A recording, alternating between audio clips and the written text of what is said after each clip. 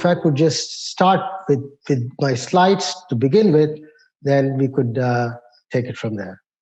So what I want to share is what do we have? What do we mean by engineering? What do we mean by engineering education? What do we mean by engineering for the future? And so that's what I want to address here. And then I will let the last slide will show something about what the ways to solve these problems with various kinds of mindsets. And that's where I think the panelists will come and solve. So I think what we want to do is start with an inspiring definition of engineering. I think we have been somewhat, handicapped by our own selves in thinking about engineering in a kind of a limited way. Oftentimes engineers are said to be problem solvers, but I think here you see in red creators of solutions. That's a slightly different way of looking at it. And also it's about not application of science and math to solving problems, but it's about welfare of humanity and the needs of society. So I think that's the way that we want to think about engineering. Engineering was there even well before science, even before we knew how things worked. People designed things. Actually, humans did that even before the laws of physics and other things were discovered. So now, after the inspiring definition of engineering, I think we should have a vision for engineering for 21st century, which is different from what it was in the 20th century. Unbridled, application to development has led to many problems. And so we're now thinking about engineering in a different way in the 21st century. This very short sentence, in fact, captures what engineering should be for the 21st century. Continuation of life on the planet, making our world more sustainable, more healthy, more safe and secure, and more joyful. And these are goals that we can have for the entire century. It's not just going to go away in the next 5, 10, 15 years. So that's why it's a century-long vision for engineering. And this was envisioned by the National Academy of Engineering in the US about 10 years ago. And why is it such an exciting time to be an engineer now?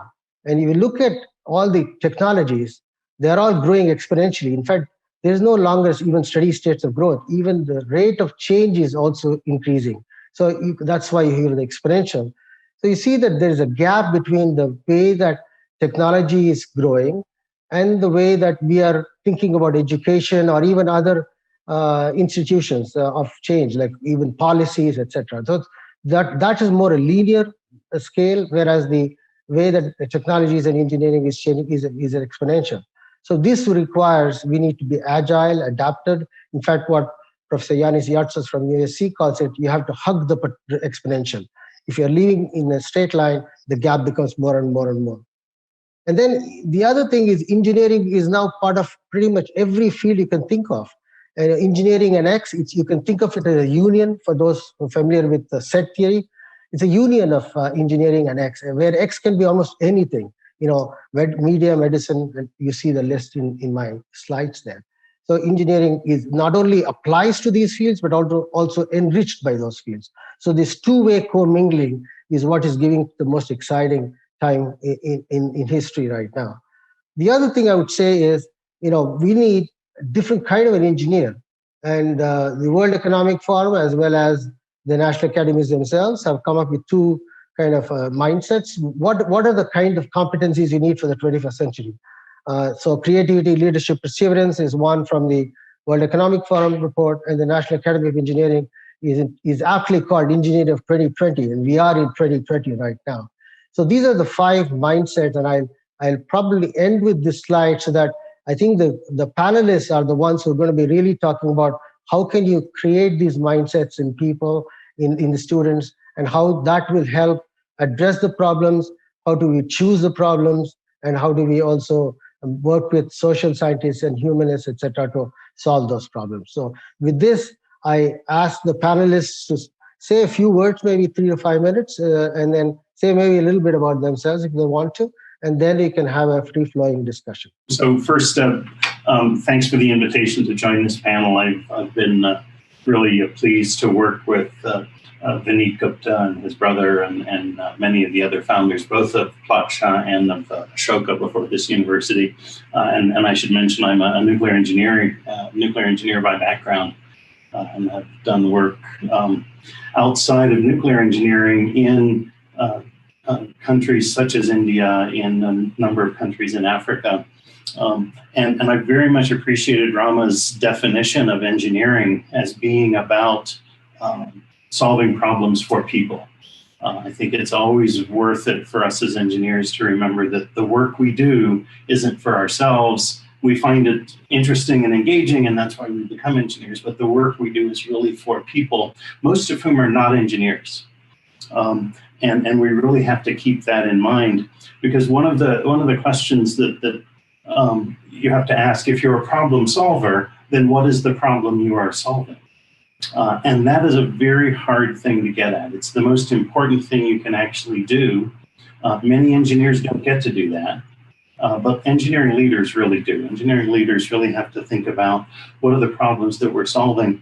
And one of the things that makes engineering interesting, and which leads to both failures and successes, is the failure or success of understanding and defining the problem that you're trying to solve. And the reason it's hard is that most humans are not very good at defining their own problems. There's a useful construct in psychology called Maslow's hierarchy, and it starts at the very base, that the base needs that we all have as humans are food, water, things like this. And then it goes up in a hierarchy of safety as kind of the next level, and then the need for love and engagement, and the need for self-actualization and for esteem. And we're all pretty good at understanding our needs at the lowest levels. We know we need food, we know we need water, we know we need shelter. We're very poor at understanding how to take the abstract needs that are the highest levels, that are really deep products of the human mind, and turn those into problem statements to solve as engineers. And so really one of the hardest things we get to do as engineers is really understand how are those basic needs turned into problems that can be understood as a solvable problem. And it's really, there's this question sometimes people ask, do we create need? People sometimes say Apple created the need for the smartphone. No, they didn't. The basic need was the need to communicate, the need to be entertained, the need to be connected. All of those can be identified in Maslow's hierarchy. The question was, given those basic needs, how do I realize them with the technologies now available? And that was the genius of the smartphone, to find new ways to solve and address those basic needs based on new resources and new capabilities. So really, again, I think the fundamental challenge that Rama's definition of engineering poses to us is, what is the problem? What is the need, the basic need that it satisfies? And you really should understand the basic need, not just sort of the technical problem of the day, but why do we care about solving that problem? Thank you, James. So I guess, Priya, would you go next? Yeah, good morning. Thanks, Rama. I'm really excited to be here on this panel. So I thought that I will talk about a specific example. I won't take more than 4 to 5 minutes. But since there are many students in the audience, I thought I'd take a specific example. So I work in this department, which is very cross-disciplinary and which has a very high focus on stakeholder requirements. And in our case, it's the rural population. So we put a lot of stress on our engineers to be ready to step out of the bounds of engineering know-how and be willing to engage with stakeholders in an in-depth way to find requirements where we can provide value through technology solutions. So I'll talk about an example of public transportation in rural areas because that's very accessible to everyone. So now the first thing to look at this problem is the value proposition. What's a need here and what's the value we can provide? So the value proposition here, if you look at school children, we know that school children walk many kilometers to get to schools. Many may drop out or the quality of education may suffer because of poor public transportation. That's one of the reasons. People also take private jeeps to work, and these jeeps may be crammed in with like 10 to 15 people in a jeep. Or they may be unviable. It may be unviable to keep a job, or they may be unproductive in a job because of lack of good transportation. Now, the government does have a budget for public transportation. They even have special free buses, sometimes for tribal population, so the most vulnerable. So there is a value in a solution directly because the government is willing to spend money, And indirectly, because this is something that leads to societal development, which even feeds back into a better economy. So while there's money being spent, yet there may be buses which are running empty. And on the other hand, there may be people who are underserved. And there may also be a latent demand. For example, people may not know of jobs because they can't get to certain places, or they don't know what exists in the larger towns. And that's where development happens, finding the solutions, identifying these needs. So what's the starting point to identify the value? If we just look at the student service aspect, an analysis of the number of schools in the districts and the locations, the number of school-going children and the distribution across the villages, the routes and schedules of buses in the district, an analysis of these things together will tell us exactly how well this population is served or underserved. And what are the solutions that we can provide? Perhaps an algorithm for scheduling to analyze the profitability of routes, to identify underserved routes, and what's the nature of the solutions. Maybe putting in a digital geography in place. So what's a digital geography? It's a representation of routes, bus stops, locations to be served, the colleges, commercial hubs, schools that exist. So essentially putting this digital geography in place now allows an algorithm to come up with the solutions that we are looking for, the better, where are the underserved routes or etc. So what did this solution analysis and, requirement analysis and solution require us to do? It requires us to engage with certain stakeholders, like the regional transport office, either the taluka or district level office to get bus data, demographic data from the census office, lists of schools and colleges from education department. So it requires us to get into data sets that exist and also identify and highlight the demand for new ones. And putting a system like this into place then provides a platform for gadgets such as apps and GPS devices to track buses, to know when is my next bus, when can I catch it, etc. So we need to create systems which are the bridge between the latent demand and the value that exists in society. This connection between society and technology, that is the role of the new engineer. And the solutions to these problems can be developed through a very localized engagement. In fact, they need a localized engagement. And what this means is that there's much work to be done. Every taluka, every district has a requirement like this, and there are many jobs to fill. This is just one example. There are many problems to be solved. For example, the Maharashtra government spends some 5,000 crores per year per district on new electricity irrigation infrastructure. But there's not a single initiative to analyze this design or to improve upon it. So just a 1% saving can lead to like 50 crores per year, which is much jobs and much value. So I think that there is a lot to do out there. We just have to find the true requirements. Thank you. Hey, thank you, Priya, for really taking a deep dive with one specific example, which really truly illustrates this kind of social consciousness that an engineer needs to have to be a truly successful engineer. So thank you so much for that. I guess, Ikhlaq, it's you're next, and after that, we will start a free-flowing discussion. Yeah, okay, that sounds great. So thanks. I didn't know if I was supposed to go last or not, but it worked out fine from my point of view, because then I don't have to repeat any things that I already agree with that everyone else already said. I can just say that I agree with, first of all, yes, definition of engineering has been too narrow, and and this problem solving, that's fine, but to know which problem to solve means you have to be a little bit earlier in the process. And then solving a problem is not simply writing the formula of the answer. And once you have an idea of the solution, there's a lot of things that happen after that first version. So both knowing what it is, and then what are all those steps that happen afterward. And frankly, some of those steps are social steps. They're not only technical steps. And all these things have to mix together somehow. I want to basically say that I'm agreeing with everyone here. And how I can mix that with kind of my own journey through this. In 2005, I came to Berkeley. And my big initiative, if you call it that, was to start what is called the Satarja Center for Entrepreneurship and Technology. So it's been 15 years. I've grown it from this very tiny thing to a much bigger activity, today. Literally thousands of students, 15 global partners, 500 executives out of our programs from Apple, Google, Yahoo, network appliances. It's a lot more than, like a single class or something like that today. And the reason that it was started, our dean at the time was very interested that we would have such a thing.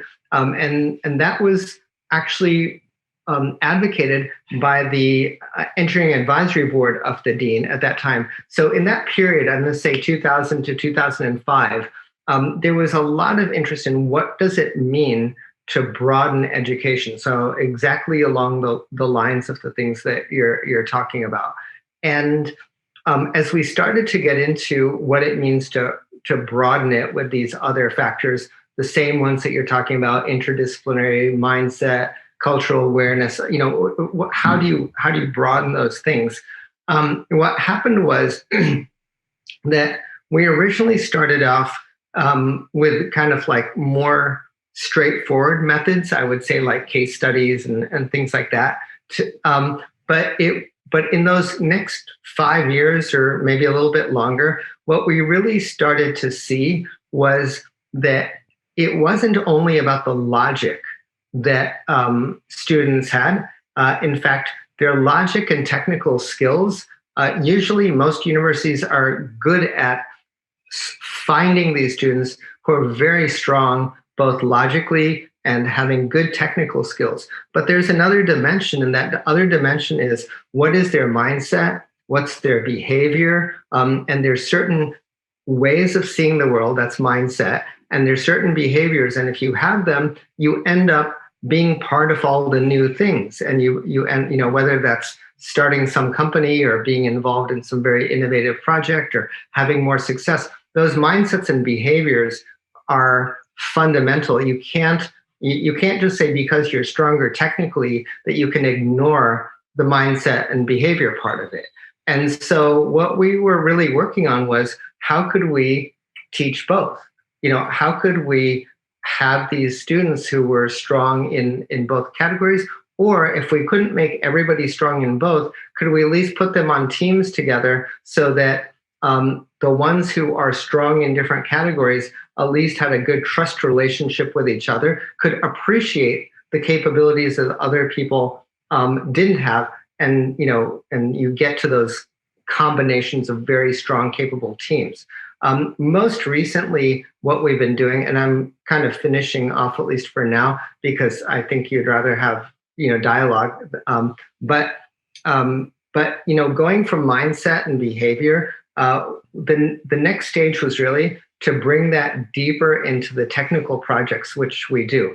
So instead of, you have one course on getting your mindset straightened out, which is not how you do it, by the way, and another course on some differential equations or some circuit theory or something like this. How do you data science or whatever it is, how do you integrate these things? And so one of our models that we've been using, I'll just broadly explain it. We call it Innovation Collider. And the idea is that people from different backgrounds, global students, executives, venture capitalists, undergrads, whatever, if they are all given a certain mindset coming in, and then you put them on teams where they're forced to work together on something, but because they have different backgrounds, different networks, you get outputs that you don't get otherwise. And then we took that idea and we narrowed it so that we could work on very narrow problems, specific, but with that same model. So we could do what's happening in 5G and AI by bringing the telephone company executives and our students from different areas to work on things together. Or how do we're doing the same thing with our data science type of courses, bringing many companies and so forth and doing that kind of mixing. We do that with blockchain. We do that with alternative meat, because sustainable sources of food and meat don't actually fit together. Like you have to, so it's basically plant-based meat is what I'm talking about. And we're continuing on kind of in that direction. So I'm going to stop here. I think you've got basically the idea of my point of view. Engineering does need to broaden. Mindset and behavior is one element, just as important as skills. And how you mix them together is a lot of what we've been working on. Okay. Yeah, thanks. Thanks, Ikla. I just want to pose one question to the panelists. That is, there is so many exciting, tools and technologies that are becoming available. I think there is also a confluence of understanding the challenges in front of us. For example, climate change for one, or other things as well. But at the same time, having potentially the tools to address them. So I think this kind of confluence of both of them is happening right now. So can you kind of touch upon that, the excitement of this moment in time where you have a decent understanding of the challenges or the problems, and then you also have potentially the tools to address them, such as the ones that Itlaq mentioned, the modern tools and technologies such as AI, ML, etc., sensors, IoT, and so on and so forth. So, jump in, whoever wants to take the first shot at this, but please keep this short so we can have other people's, the other panelists' views as well. Sure, and Ram, I'll jump in, and I think Itlaq actually was touching on this, and there's also a question in the Q&A that I think is tightly related as well. The key thing for us as educators is how do we educate this next generation of engineers to work in this mode? And I think that the answer is the kind of work that Itlaq is doing at Berkeley. It's the kind of work Ashoka is trying to do. You start engineers in day one in their curriculum thinking about complex problems. And you've got to scaffold that. You've got to give them the support to do that, because they're not starting with all of the tools that they might need. But you start people very early thinking about complex problems that require multiple perspectives, the application of multiple technologies, but also not just technologies that require understanding of policy, civic structures, and so you start that day one, and you teach people not only to think in that broader way, but to work with people who are very different. Because the secret to interdisciplinarity is not for me to learn everything. It's for me to know how to work with many different others, and for us to be able to communicate and use each other's strengths. I could go next. So I agree with James that students do need to have exposure to, or need to understand, policy and just these other disciplines, and not just the engineering disciplines. And I'll go further and say that they need to look at specific problems to really understand what is the meaning of policy. How does it affect, a solution? For example, the recent unseasonal rains in India, they've created a lot of problems for farmers. So actually starting with, what are the problems that certain farmers have suffered, say the cotton farmers or the soybean farmers, because they haven't been able to harvest or their crop has been destroyed. And how will that connect with the government mechanisms or the government systems? So how does feedback happen? Climate change is a huge problem. There may not be a solution to it, but there may be definitely more, direct solutions for how to respond to climate change events. So what are the structures that need to be put in place for a communication of these issues that farmers face and an immediate reaction? So contingency action plan, a contingency climate action plan, which in fact the government has made for various districts, but climate effects are so localized that you need more localized solutions. So what I was trying to say is that the education would be very relevant and very effective if we took up case studies and got students working on very specific problems. That's where they start from, and then find the discipline where their discipline affects. Of course, we as educators have to find the right problems and the right structure for them, so that they can learn their discipline as well as engage with reality. And that's the challenge for us as educators. Yeah. I see both, James and Priya, you mentioned this, the complex problems that we are going to be facing for the foreseeable future are not just technical, right? It's just socio-technical, economic, cultural, ethical, and you name it, it's there. So how do you then, even if a budding engineer, right, as they're getting their education, how do you kind of have them think in this way is what I think is challenging, because also you have to certainly give a lot of technical depth as well, because what we engineers, we kind of pride ourselves on the technical and the mathematical skills, etc. We can't kind of undersell that, but at the same time do this. So the challenge is, and the opportunity also is to be able to do both. Sorry, Clark, for jumping in there. No, that sounds good. So let me try to keep connecting some dots here. So I like the comment of interdisciplinary is not about learning every discipline, but it's about being able to work with people who are coming from different perspectives and different backgrounds. And what I'll add to that is, how you do that. Like what stops people from doing that to start with? And, it really comes down to, can you appreciate them? Can you appreciate people who are not just like you? So, when you see, like when you see another person and they're coming from a different point of view, or they have something to say or a different background, or you even see that they're doing something different than you, some people will say, oh, you know what? That's not what I do. I'm good at what I do, and they kind of block the fact that person is somehow different or whatever. And then there's other people who are perfectly fine with what they do, but they will recognize that the other person has a capability that they don't have, and they don't view it as negative. They just recognize it and they just appreciate it a little bit.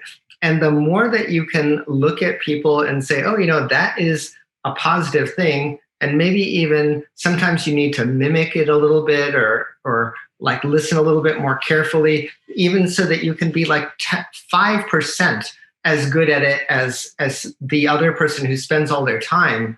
That behavior basically leads to you working with them, and it also leads to you slowly developing those skills. So like, I just try to make it practical. When it comes to getting people to work together and to be interdisciplinary, things like that can make a big difference. Other things are simply like, how often do you just say yes to experiments? Or is everything no? Well, no, we don't do that. We don't do that. So I don't want to stop the conversation and talk too long, but maybe I'll throw something out so that you guys can respond, which is, when we say define problems, I just want to point out there's, and this is following from your earlier comments, there's really different kinds of problems. There's your own problems, right? Like, and guess what? We know our own problems better than we know anything, right? Like, yep, you know it. Okay. But then there's problems of, quote, other people, individuals, businesses, whatever. And so with a little bit of dialogue, listening, or whatever, you can get to those. And then there's problems of society in general. And, we're always having to balance these three. It's like you can fix something in the world, but it's not at your, it's at your expense. Or you can work on something for a business, but then it's against the interest of society overall. This, like, understanding that not every problem is simply just the problem in isolation, but these problems balance with each other is also part of, I think, what we're talking about. Yeah, I think that's a key point. I'll give a simple example that I think touches on a lot of things people described here. There's a very famous engineering challenge that was worked on by a group called Engineering Without Borders, which they were trying to provide water for towns in African country of Mali. And so they went and they built a well. Problem solved, water provided. They went back a couple of years later, the well was no longer operating. Okay, it's a problem. But then they discovered next to their well, 3 other wells built by other groups of engineers that had also failed. And theirs was the newest. So they had simply reproduced the same failed solution because the real problem wasn't building a well, it was having the infrastructure to maintain the well. It was a social problem, a civil structures problem. And so looking at the problem too narrowly had wasted a lot of resources, really, and that's pretty easy to do. I think there's another danger too we get into as engineers. We love the word problem and we love solutions, right? It's sort of related to our upbringing as sort of applied mathematicians in some sense. And some of my colleagues use the word problematize. We problematize everything. Take everything in the world and we say, find the problem, solve the problem. But there are a lot of situations in the world that aren't really problems to be solved. They're situations to be managed, or they're social structures that actually work for somebody. It may not work for everybody, but they work for somebody. So we need to be a little careful with thinking of everything also as a problem to be solved. Yeah, that question has come up a few times from in the chat. I'm noticing, that's why I love this statement that said, engineering is to make world more sustainable, more healthy, more joyful. I mean, that the last one, which is more joyful, is not just about problems like you're mentioning. It's about thinking even beyond the problems. There is one question that has also come up. If you could, we have just a few minutes left. That is, is there a way of this university, let's say Plaksha, to be involved in even inculcating some of these mindsets in the secondary school, middle school kind of kids, so that they kind of think even then, because sometimes they're more natural at it than as they go through more education. Sometimes it happens that way. So can students and faculty at Plaksha be somewhat involved in this, or how can they be involved? So should it start in middle school, high school? That's kind of a general paraphrasing here. Yeah, I'd like to say something about that. Yeah, I think that would be an excellent thing for students to get started in school itself. And the interesting thing in a country, well, in every country, I'm sure, has its own problems, but in our country, the problems are just next door. Just something like trash collection or how traffic lights work. Just put into more simple terms for school students to start thinking about their environment and what the solutions might be would be a very good start. Just wanted to respond to a couple of things that James and Ikhlaq said. Not really respond, but just comment that I think that what Ikhlaq said is very important, that people with different mindsets need to come together and talk. And in India, engineers and social scientists really need to get together and talk. And the thing that James said about, the well and work being repeated, we really need a way to publish case studies. Right now, the academic publication system is so narrow that we need to broaden it so that this kind of knowledge comes out without having to build on that very narrow academic, fields that already exist. I couldn't agree more, and I'll mention that one thing Engineers Without Borders does is every year they publish a book of their failures, which is a great thing to do. There's a couple of comments in the chat about sort of how you make this kind of education work in India, where so much of the educational system is focused on exams and attendance and that kind of a very narrow definition of academic success. And I think that's where really experiments like Plaksha are important, because Plaksha's goal is to try and move beyond that simple kind of assessment structure into a more holistic preparation of engineers. Hope the success of experiments like Plaksha can hopefully over time start to change the system to allow a richer, fuller understanding of engineering and engineering education. I think I'm sorry. I think the next panel is already here. So okay. I'm sorry but if you have just 1 minute to words of wisdom on. Basically, the question is, what can students do? And, in this environment. And I think quite often, a lot of times students think like, what do I need to learn? What do I need to learn? And I think you got to switch that to what do you want to do? So like stop just like gathering knowledge, like you're putting it away in some like big suitcase. And like there's libraries full of knowledge, but you have to like change that to just pick a thing that you want to do, that you can do, and just decide you're going to do it. That kind of empowerment.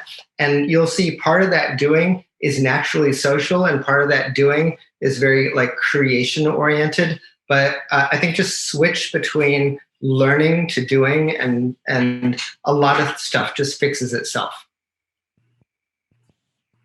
Well, thank you very much. It has been a pleasure to have you on this panel and share your thoughts and ideas. And hopefully some of these can be implemented in Plaksha with your help. Thanks again.